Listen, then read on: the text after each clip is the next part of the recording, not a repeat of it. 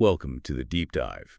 Today, we're taking a look at a really interesting, maybe even a bit surprising document. Our mission really is just to see what we can learn from the title and the stated purpose alone. Oh.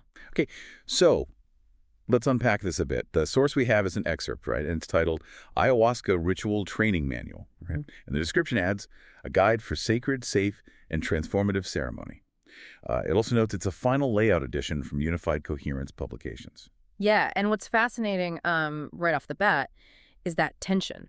You know, for anyone listening who maybe isn't super familiar, ayahuasca is this, well, powerful plant medicine, traditionally used in Amazonian spiritual contexts, often passed down orally, shaman-guided. So the very idea of a training manual. Right. It kind of clashes, doesn't it? Training for something so ancient, so spiritual. Exactly. It immediately suggests an effort to bring structure, maybe even standardization, and it points directly to those three aims: sacred, safe, and transformative ceremony. That seems very intentional. It does. The whole training concept for something that feels like it should be about, I don't know, inherent wisdom or personal journey, it's striking.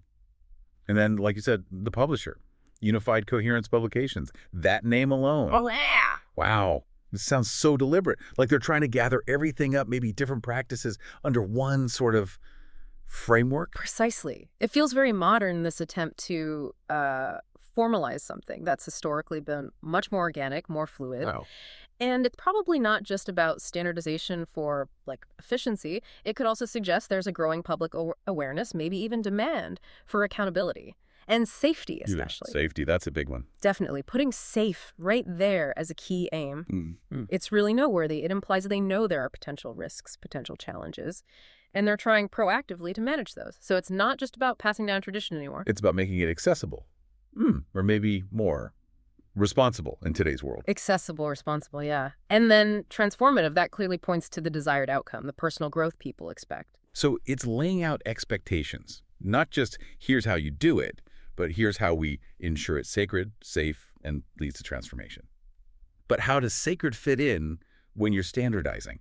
That's interesting. Is the manual trying to, like, enforce sacredness through rules? That's a really sharp question. I mean, by putting sacred first alongside safe and transformative, it seems like they're trying to honor that spiritual core. Even while they systematize it, it feels like an attempt to maybe package these deep traditions. Package them how? Well, in a way that connects with modern values. You know, people have this spiritual longing, but also these very real concerns about safety and well-being. It's a tricky balance.